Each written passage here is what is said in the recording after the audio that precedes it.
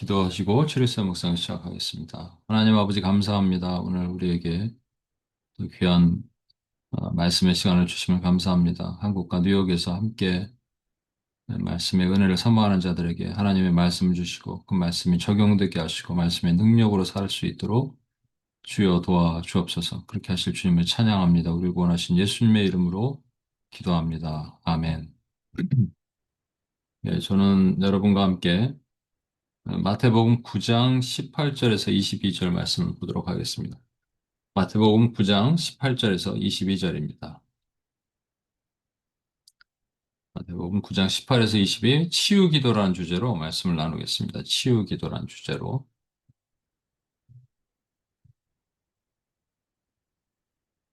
예, 찾으신 것으로 믿고 제가 읽겠습니다. 예수께서 이 말씀을 하실 때 한 관리가 와서 절하며 이르되 내 딸이 방금 죽었사오나 오셔서 그 몸에 손을 얹어 주소서 그러면 살아나겠나이다 하니 예수께서 일어나 따라가심에 제자들도 가더니 12해 동안이나 혈루증을 앓는 여자가 예수의 뒤로 와서 겉옷가를 만지니 이는 제 마음에 그 겉옷만 만져도 구원을 받겠다 함이라. 예수께서 돌이켜 그를 보시며 이르시되 따라 안심하라 내 믿음이 너를 구원하였다 하시니 여자가 그 즉시 구원을 받으니라. 치유는 세 가지의 믿음을 요구를 합니다. 여러분, 어떤 믿음이냐면 첫 번째는 치유하는 사람, 그러니까 누군가를 위해서 기도하는 사람이 뭐 치유의 은사를 받든 안 받든 상관없이 그 사람의 믿음이 필요합니다. 아, 그런가 하면 두 번째는 음, 치유받는 사람의 믿음이 필요한 경우가 있어요.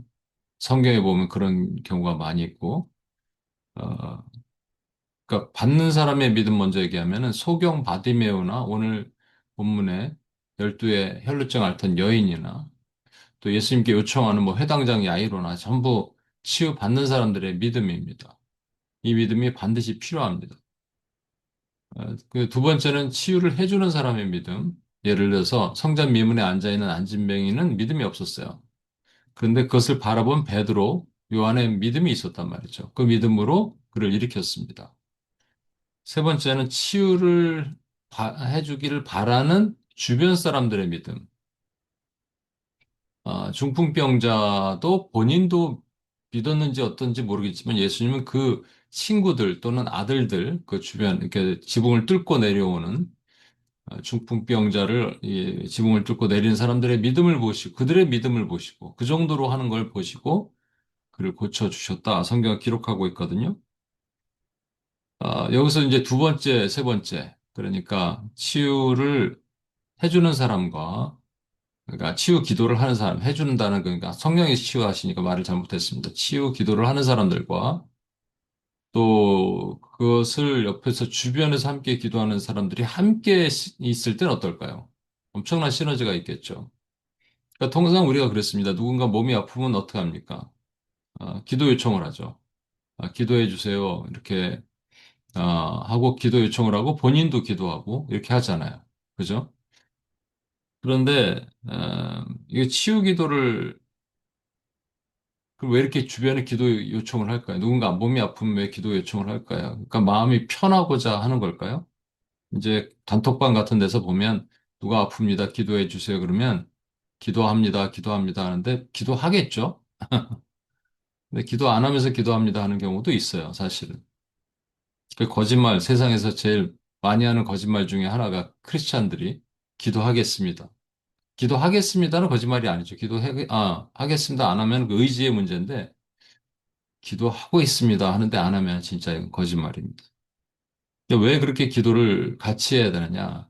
세상에는 이제 기를 모은다고 얘기하잖아요. 기. 그래서 우리도 뭐 기를 모아서 뭐를 한다. 그런 뜻일까요? 기를 모으는 게 세상 기준에는 그 귀신의 기를 모으는 겁니다. 그러면 우리도 성령께서 우리가 합심하여 기도하는 것들의 역사가 있는 것을 우리가 알아야 돼. 그러니까 중풍병자의 친구들의 그 믿음처럼 그리고 동시에 베드로의 믿음처럼 이게 두 개가 다 되면 그리고 중풍병자 믿음이 있었는지 없었는지 모르겠는데 중풍병자가 믿음이 있다면 야, 이러면 그냥 난리가 나는 거죠. 이러면 그냥 성령의 역사가 일어나는 겁니다. 그런데 예수님께서, 아, 아, 예. 그래서, 그래서, 그 베드로가 감옥에 갇혀 있을 때 여러분, 온 교회가 같이 기도하는 거 아시죠? 온 교회가 같이. 저는 이게 매우 우리가 따라야 될 본이 되는 것입니다. 이게 선교적 기도가 사도행전 4장에 나오는 사도행전에 나오는 11장인가요? 하여튼 나오는 그 중요한 부분입니다. 사도행전에 뭐냐면 교회가 협심해서 뜻을 모아서 기도하면 하나님께서 이를 들어 응답하시는 역사가 있습니다. 그래서 우리가 기도 요청을 한다 그럴 때 이걸 믿음으로 요청을 해야 돼. 그냥 요청하면 안 돼요. 어, 그 지붕을 뚫고 내려온 내려보낸 그 사람들이 믿음이 없으면 주님이 아마 안 고쳐주셨을 거예요. 그들의 믿음을 보시고 주님은 다 보시니까. 그러니까 우리도 믿음이 있어야 돼요. 누군가 뭐를 요청하고 할 때 그 믿음 없이 아무것도 할 수 없단 말입니다. 저희 어머님이 벌써 오래됐죠? 1997년에 뇌출혈로 쓰러지셨을 때 온 교회가 함께 기도했다고 합니다. 근데 정말 기적을 저는 경험했어요. 그래서 그냥 불안해서 주변에 좀 기도해 주세요 이거 말고요. 정말로 믿음으로 기도할 수 있는 사람들에게 함께 기도해 달라라고 간곡히 믿음으로 요청하는 건 이건 정말 중요합니다. 어, 근데 여기서 성경에 보면 예수님이 이 여인에게 뭐라 그러셨냐면 오늘 저 12의 혈루증 앓던 여인에게 내 믿음이 너를 구원하였다라고 말씀하시거든요. 이렇게 말씀하신 예들이 또 있어요. 예를 들어서 바리새인 시몬의 집에 갔을 때 한 여인이 창녀가 예수님 발에 눈물을 쏟고 머리카락 예수님 발을 닦고 하는 그때 예수님 뭐라 하시냐면 이때는 뭐 치유가 일어난 건 아닌데 이 마음의 치유죠. 치유는 두 가지가 있잖아요. 육신의 치유도 있고 마음의 치유도 있잖아요. 이 마음을 치유하신 거예요. 그래서 내 믿음이 너를 구원했다. 사마리아 나병 환자들 10명 있었는데 그중에 한 명만 죽게 돌아오죠. 그때 주님이 뭐라 했습니까? 내 믿음이 너를 어, 구원하였다. 또 소경 바디메오가 주님 앞에 왔을 때 뭐 하기 원하느냐? 낫기를 원합니다. 내 믿음이 너를 구원하였다. 여기 구원하다라는 소조라는 단어는요. 우리가 말하는 구원도 뭐 낫는 것도 있지만 구원이란 말이 있거든요. 원래 구원이란 말이거든요. 그래서 오늘 이 여인도 예수님의 옷자락을 만지면 구원받을 걸, 우리말 번역은 구원받을 것을 믿음으로, 그러니까 낫는 것을 믿었다는 게 아니라 구원받을 것을 믿었다라고 말하고 있습니다. 근데, 어, 유독 열두 혈루증 앓는 여인의 얘기가 마태, 마가, 누가에 동일하게 설명되고 있는 것은 이 여인이 그만큼 우리가 봐야 될 중요한 이유가 있다라는 거예요.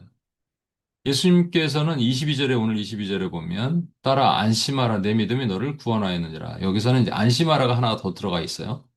왜 안심하라 그러셨을까요, 여러분? 안심하라 그러신 이유는 여자가 뭔가 혼날 것 같으니까 걱정했다는 얘기입니다. 무엇을 혼날까? 여자가요, 예수님의 옷자락 가를 만졌다고 돼 있어요. 뭐 끄트머리 하나 만진 거예요. 이게 겉옷이니까 우리 양모, 쇼울이라고 그러죠. 이렇게 걸치는 거 있잖아요. 거기에, 이렇게, 어, 솔 같은 게, 솔깃이 있죠. 청색으로 된 그것. 그 끝을 잡았을 가능성도 있고요. 하여튼 뭐 가를 살짝 잡았을 가능성도 있습니다. 인파를 뚫고 손을 딱 내밀어서 그걸 잡은 거예요. 그런데 걱정한 거죠. 왜 걱정했냐면, 여러분, 이 여인은 유출병 환자입니다. 유출병 환자는 어, 부정한 거예요. 그래서 레이기에 보면 유출병 환자는 진 밖에 살아야 돼요. 진 안에 들어올 수 없습니다. 그리고 혹시라도 몸이 나은 것 같다. 그러면은 제사장에게 얘기하면 제사장이 7일 동안 격리를 시키면서 관찰을 하게 돼 있어요. 다 나으면 그때 비둘기 두 마리로 속죄제를 이렇게 드리게 돼 있고요. 그렇지 않으면 유출병 환자가 앉았던 자리, 만진 물건, 닿았던 모든 것 전부 부정합니다. 그러면 랍비의 이 옷자락을 만졌으면 이 랍비가 부정해지는 거예요. 이거를 알고에도 불구하고 만졌다는 얘기입니다. 예수님이 이것을 보시고 내 믿음이 너를 구원하였다는 것은 단순하게 지금 치유받았다는 얘기가 아니거든요. 그러니까 여기서 믿음이라는 것은 이 여인이 가진 믿음이 있었다는 거고요. 그래서 저와 여러분이 항상 고민하는 거예요. 이거는 이제 치유의 믿음보다는 구원의 믿음입니다. 그래서 우리가 구원받을 때 보면 첫 번째, 믿음을 선물로 받아야 돼요. 선물로 받고 선물로 받음과 동시에 그래서 우리가 믿게 되는 거잖아요. 그죠? 선물로 받아서 믿음이 생겼어요, 이 안에. 그런 믿음이 생겨서 그 믿음을 움직이는 뭔가 동력이 필요합니다. 그리고 믿었는데 그다음부터 믿어 나가는 우리의 삶을 보여드리는 거죠. 근데 이 여인에게는 하나님이 믿음을 주셨단 말이에요. 이게 이제 치유 말고 구원으로 보자고요. 구원으로 보면 그 이 여인에게 하나님께서 믿음을 주셨어요. 믿음 보여드리기만 하면 돼요. 엄밀히 말하면 이게 그 여인의 믿음이 아니라 뭐 예수님의 믿음 아니냐 이렇게 생각할 수 있어요. 근데 우리가 이해할 수 없는 부분은 이 치유에 보면은 구원의 경우라면 우리가 확실하게 이렇게 얘기할 수 있잖아요. 누구 친구를 데려갔어요. 근데 갑자기 친구가 치유 무슨 뭐 교회에 처음으로 왔습니다.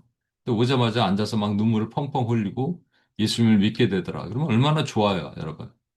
그다음부터 믿음이 성장하더라. 첫 번째 믿음은 하나님께 선물로 받은 믿음. 두 번째 믿음부터는 본인의 믿어가는 믿음. 이렇게 우리가 제가 여러 번 말씀을 드리잖아요.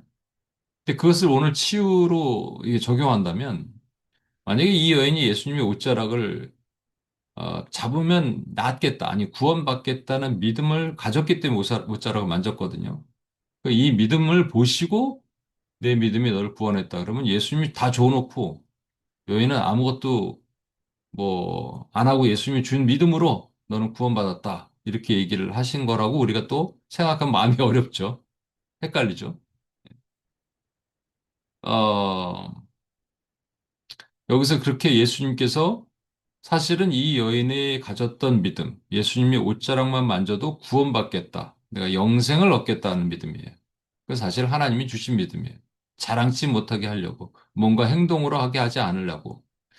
그럼과 동시에 이제 구원의 믿음, 이 지금 주셨던 치유의 믿음, 구원과 치유가 같이 일어났으니까 그 믿음에 이 여인의 믿음이 바로 연결돼서 그 다음으로 가는 거예요. 예를 들어서 이런 겁니다. 이 여인은 지금 예수님의 옷자락만 만져도 낫겠다는 믿음이 있었잖아요. 그런데 만약에 이 여인이 예수님의 옷자락만 만지고 집에 가서 기다려도 낫겠다는 믿음이 있으면 어떡할 거예요? 이 여인이 예수님의 옷자락만 만지고 저기 어디 실로암 연못에 가서 씻으면 낫겠다는 믿음이 있었다면 어떡할 거예요? 가는 도중에 믿음이 날아갈 수 있습니다. 그렇죠. 그 다음 거는 내가 붙드는 거예요.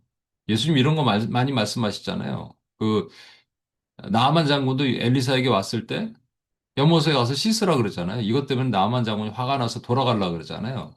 그러니까 이 우리가 지금 사실은 믿음을 가졌다는 이 믿음과 믿음이 나타나는 것, 믿음의 결과가 나타나는 것 사이에는 이 갭이 있단 말이에요. 여러분. 그래서 주님이 주셨음에도 불구하고 이걸 붙들 수 있는 우리의 또 다른 믿음이 분명히 필요한 겁니다. 여러분. 제가 뭐 질병이 아니더라도 어저께 누구를 만났는데 뭐 하여튼 우리가 교회에서 쓰는 어떤 장소의 문제 때문에 거기에 있는 담당자들을 만나서 얘기를 하는데요. 한 형제가 이제 완전히 이제 파산이 된 거죠. 예, 상황이 생각한 것보다 훨씬 안 좋더라고. 그래서 조금 더 얘기를 하려고 그랬더니 또 이렇게 가버렸어요. 도망갔어요. 뭐 가버린 거죠. 그러니까 제가 이 여인을 딱 보니까는 어떤 거냐면요. 이 여인이 아니라 이 형제를 보니까, 12의 혈루증을 앓던 여인과 비슷한 것 같아요. 우리 주변에도 이런 사람들도 있고, 우리도 그럴 수도 있습니다. 이 여인은 어땠냐? 이 여인은요, 몸 낳기를 위해서, 그러니까 집에서 아마 쫓겨났을 가능성이 있고, 결혼했다면 남편에게 이혼당했을 가능성이 있습니다. 집에서 쫓겨나서 격리되는 거예요. 율법이 그래요. 그러니까 격리됐습니다. 그리고 낳기 위해서 자기가 가졌던 재산을 하여튼 의사들한테 다 갖다 줬는데 효험도 없고 속은 거예요. 돈만 날리고 가산 탕진하고 모든 것이 끝난 겁니다. 건강, 재산, 관계, 사회적 위치를 모두 잃어버린 거예요. 영적인 상황이 완전히 이거를 우리 주변에 보면 이런 사람들도 있고, 아까 말씀드린 그 형제도 완전히 제가 보니까 영적 파산이 일어난 거예요. 아무것도 할 수 없는 깜깜한 상황.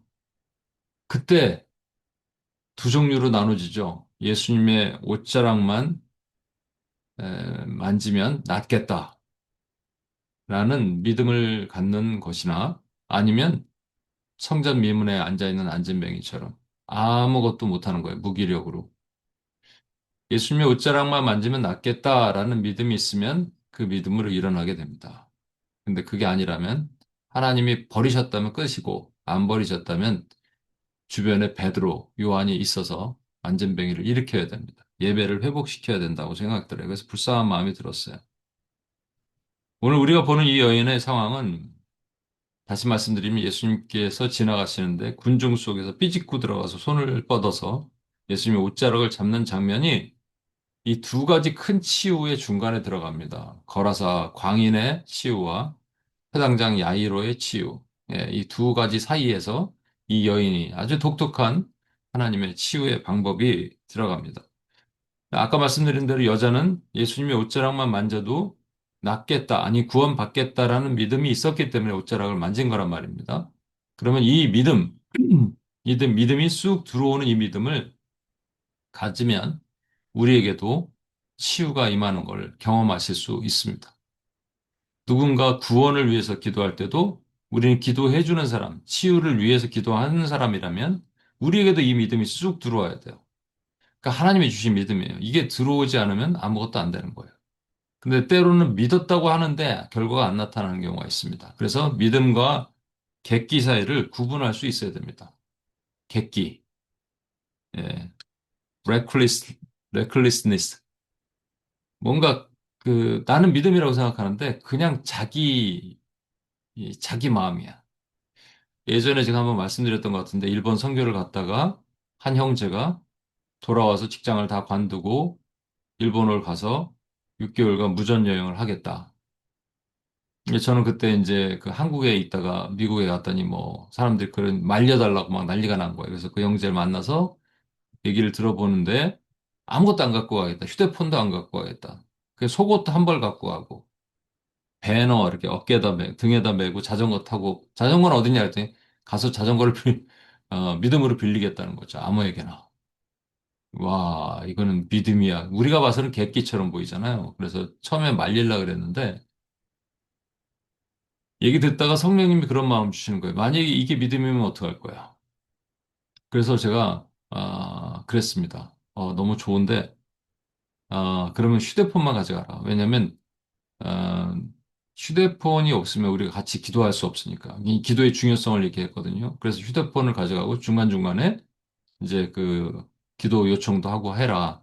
그래서 실제 6개월간 무전 여행을 했어요. 도착하자마자 그쵸. 간사이 공항에서 자기가 가고자 하는 어떤 찾아본 교회까지 차비가 없었어요. 근데 차를 타고 갔습니다. 자전거도 없는데 자전거도 빌리고 6개월간 또 21일간 금식도 하고.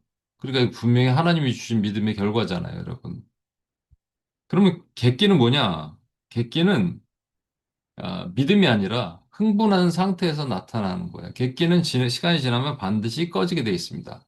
객기는 서서히 꺼지는 게 아니고요. 그냥 풍선이 바람에 팍 꺼지듯이 꺼지게 되어 있어요. 그걸 객기라 그럽니다. 예전에 믿음이 좋다 했던 어떤 자매가 선교를 가야 되는데 비자 문제가 애매해요. 그럼 가지 말아야 되잖아요. 근데 객기야. 하나님이 가라 그러셨다는 믿음을 줬다는 거예요. 믿음을 주신 거냐, 너의 원하는 갈망이냐, 그랬는데, 일단 갔다가 뉴욕을 못 돌아오고 한국으로 가버렸습니다. 이런 경우 많죠, 우리 주변에.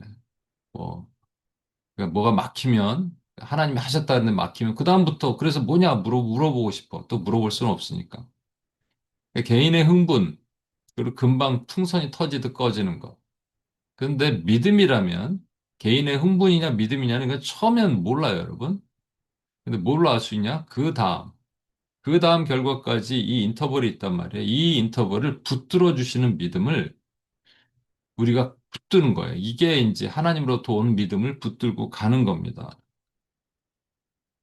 처음 받았던 믿음이 있지만 시간이 지나면 우리도 믿음이 막 꺼질 것 같은 이런 생각이 들 때가 많이 있죠. 시간이 지나면 이제 꺼져요. 그때 이것을 붙들게 하시는 성령의 도우심이 또 필요하다는 겁니다. 물론 우리의 의지도 되고 성령의 도우심도 또 같이 필요한 거죠. 그러니까 구원과 아까 적용해서 얘기한다면 처음 구원은 하나님으로부터 와야 돼요. 그죠? 하나님부터 와야 됩니다. 그리고 구원받은 사람들은 딱 구원받았으니까 그다음부터 그것을 믿고 의지하고 나가면 됩니다. 이걸 치유에다 적용하면요. 치유받았다는 그 여인은 믿음이 있었어요. 그 잡자마자 나았어요, 이 여인은. 이거는 아주 특별한 케이스입니다.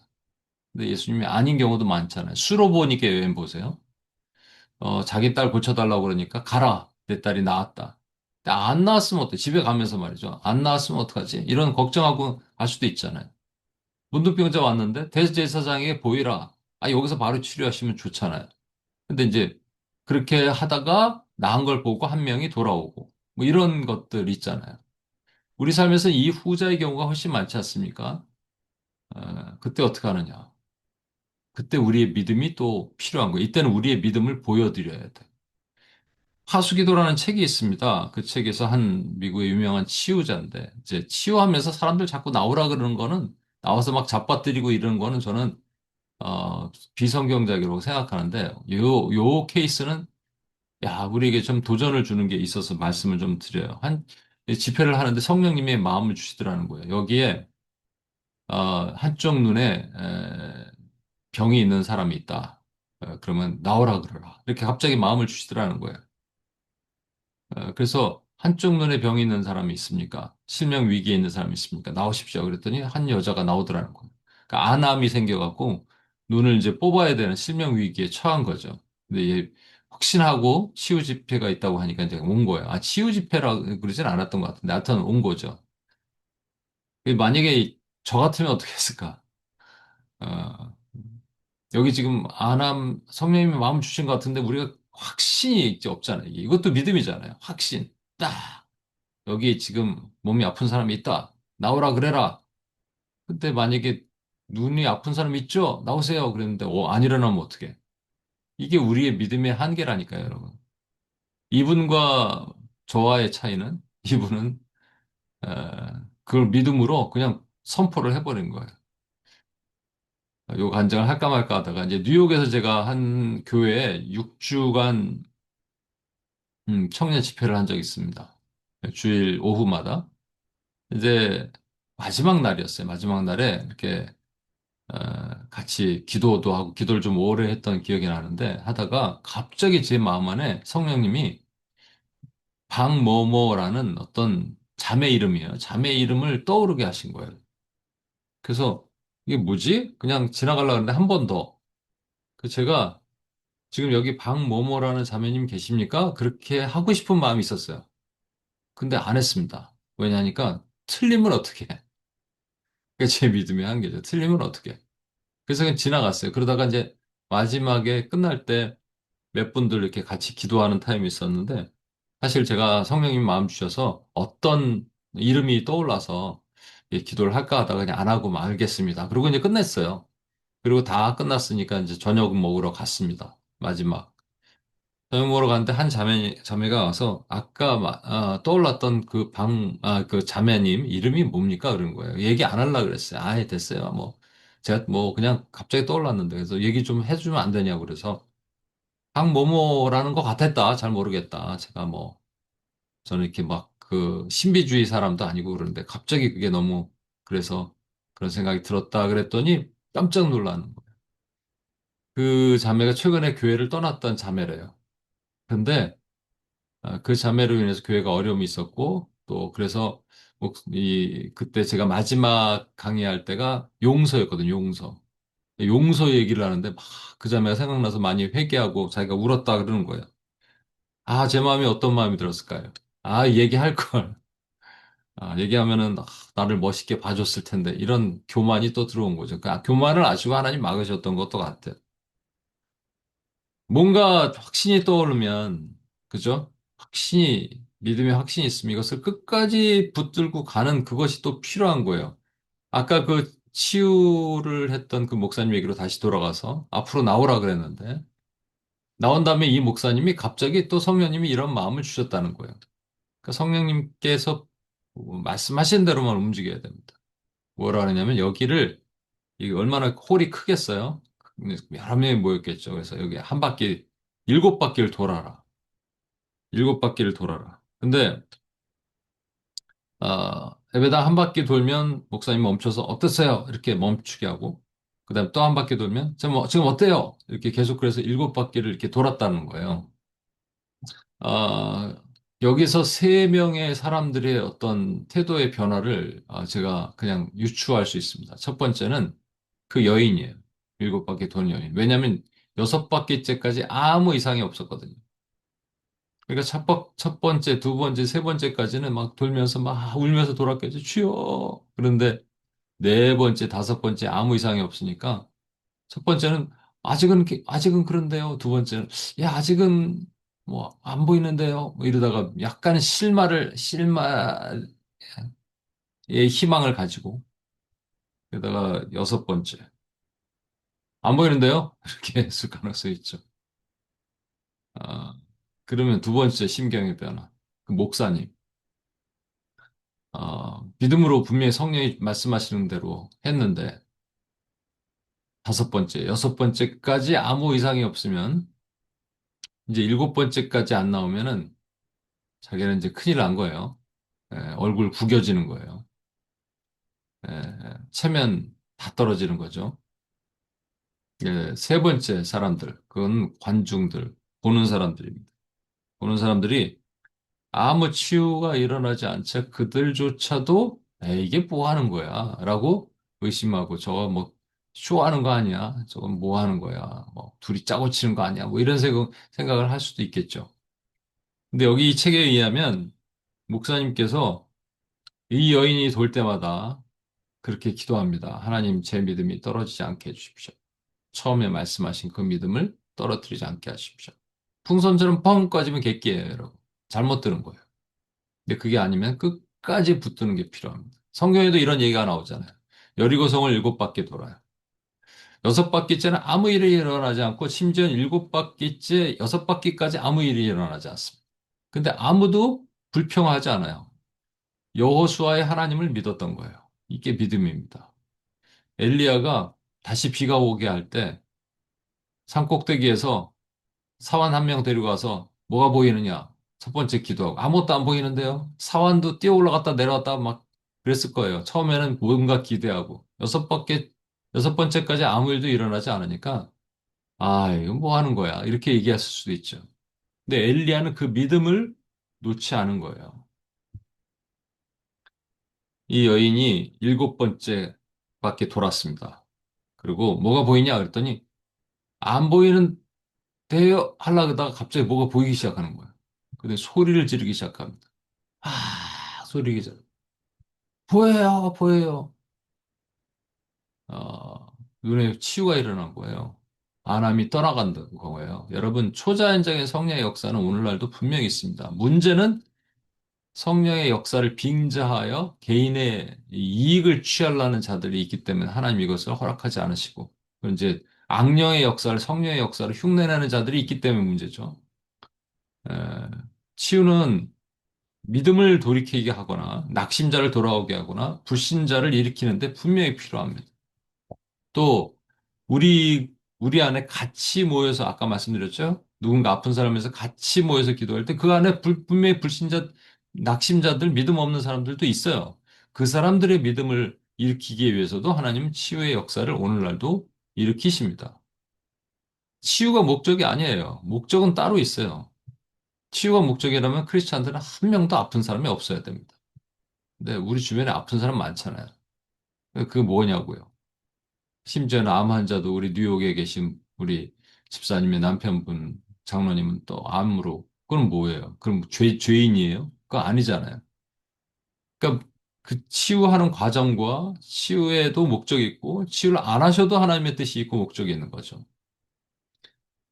그런데 여기서 제가 말씀드리려는 것은 그러니까 우리가 치유 기도를 할 때 하나님께 어떻게 기도해야 되냐면요. 첫 번째 이것이 하나님으로부터 온 믿음이라면 끝까지 그 믿음을 놓지 않고 끝까지 기도하는 우리의 믿음이 필요합니다.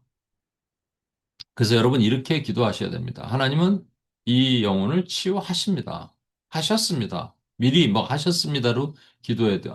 하셨다는데 돌아가셨는데, 치유의 최종 목적은 구원이라니까요. 그러니까 구원하신 거예요, 여러분. 그럼 치유하신 거예요. 치유하셨습니다. 그럼 바로 안 났어요. 상관없습니다. 모세가 말을 못하니까 아론을 붙여주셨어요. 저 같으면 하나님이 모세의 입을 팍 바꾸셔서 뭐 입이 열려라. 그러니까 막 모세가 말을 너무 잘해. 이게 뭐 애굽 말을 까먹었던지 아니면 말을 더듬이든지 뭐 상관없습니다. 그 입이 막 쫙 열렸어. 할렐루야. 이게 멋있지. 모세에게 아론을 붙여주시면 그게 뭐가 멋있어요. 그죠? 근데 우리도 마찬가지예요. 치유를 하면 바로 치유해주시면 좋지. 의사를 붙여주시는 건 누구나 다 할 수 있는 거잖아. 아니에요. 하나님의 방법은 몰라요. 그렇지만 우리가 오늘 제목처럼 치유의 기도를 할 때는 엄청난 믿음이 필요하고 주변에도 믿음이 필요하고 그 가운데 우리의 믿음을 성장시키기도 하고 믿음을 붙들게 하고 치유의 기도를 한번 통해서 하나님이 살아계시다는 것을 우리도 보기도 하고 치유받은 사람이 낙심자든 불신자든 구원의 안으로 다시 초청되기도 합니다. 또 때로는 의사의 손길을 통해서 역사하십니다. 그러니까 우리는 뭐만 하면 되냐면 믿음을 잃지 않고 치유하셨습니다라고 선포하는 거예요. 지금 치유하십니다. 하셨습니다.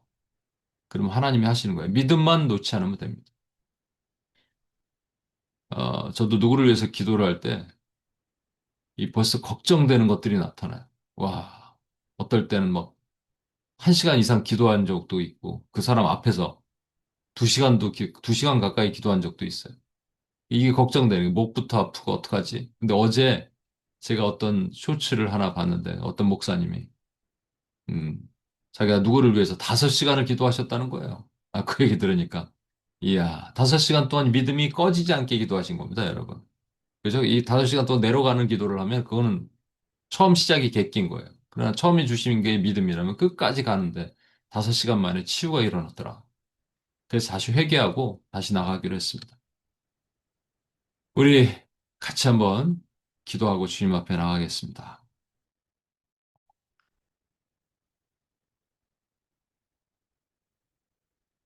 하나님께서 네, 시간이 돼서 제가 기도하고 마치겠습니다. 하나님께서 우리에게 이런 믿음을 주시길 원합니다. 이런 믿음으로 우리와 함께 하시길 소망합니다. 어, 하나님 아버지 감사합니다. 우리에게 믿음을 허락해 주옵소서. 치유와 구원의 모두가 우리에게 믿음이 필요합니다. 주님이 주신 믿음을 끝까지 붙드는 믿음이 필요합니다.